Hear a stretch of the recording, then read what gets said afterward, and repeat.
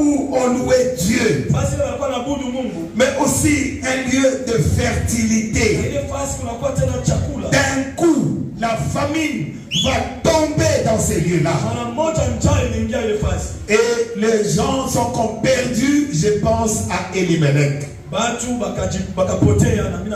dans le Seigneur, une telle période difficile, je le disais déjà, ça peut survenir même dans une église, là où le peuple de Dieu est en train de louer Dieu, de manger la nourriture spirituelle.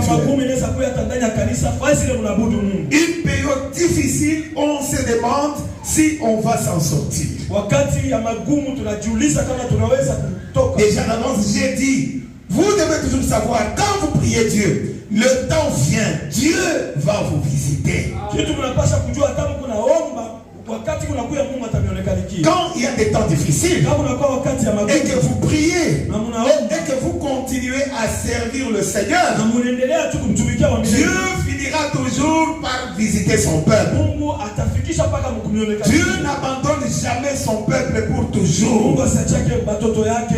Ne quittez pas très vite, ne vous laissez pas aller sans la direction de Dieu.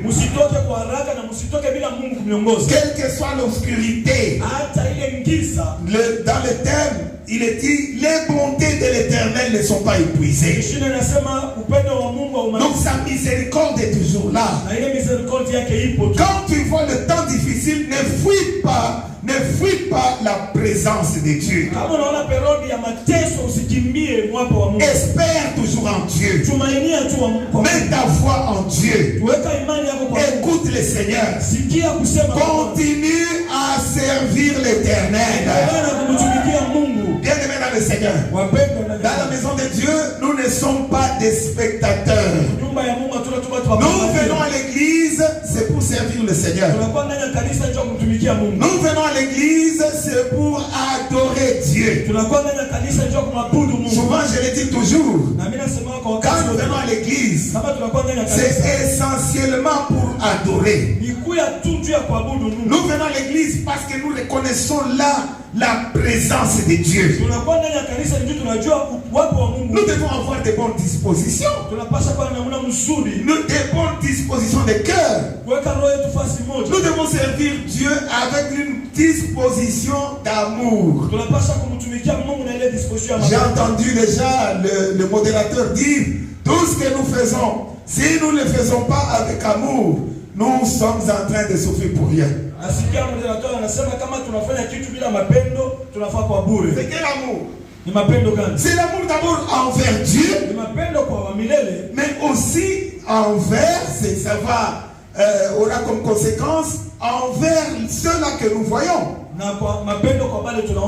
Aimer Dieu, c'est le servir, adorer Dieu.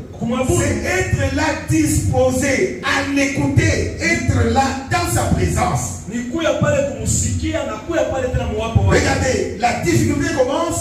Elimelech prend sa femme et ses enfants et ils vont quitter Bethléem.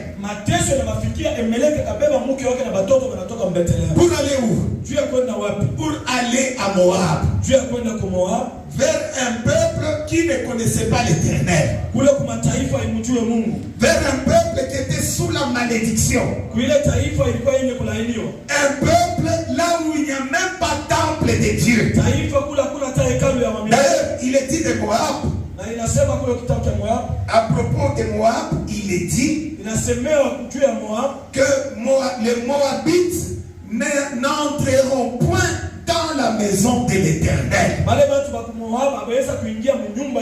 un temps de difficulté, parce qu'il y a du pain à Moab,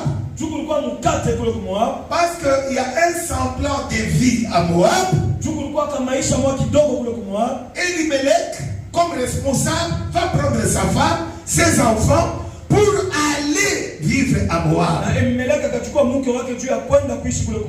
Parce qu'il a vu que c'était très difficile. Il a tout oublié. Il a oublié le lieu d'adoration. Vous savez, les gens marchent, mais ils veulent considérer les choses visibles de cette vie comme ayant beaucoup de valeur que les choses spirituelles. Watu bako natembea na bako naona vitu vya kumacho vinakuya na ile bei kusindia vitu vya kiroho. Les gens ont pour Dieu l'argent. Watu bako na Mungu kama makuta. Les gens ont pour Dieu leur ventre, leur nourriture. Watu bako na Mungu kama vile chakula. Quand quelqu'un considère seulement ces choses-là, kama mtu anaconsidérer bile, il regarde seulement à ces choses-là, anaangalia tu bile bintu, il n'a pas le temps de prier. Ana wakati ya kuomba. Il n'a pas le temps de faire les choses de Dieu. Ana wakati ya kufanya mapenzi. Pour lui, c'est comme une perte de temps. Kwake inakuwa kama kupoteza muda. Bien aimé dans le Seigneur. Et discernons un peu nos cœurs aujourd'hui. Tuangalie tuchunguze mbele mioyo yetu. Quelle place nous donnons aux choses de Dieu?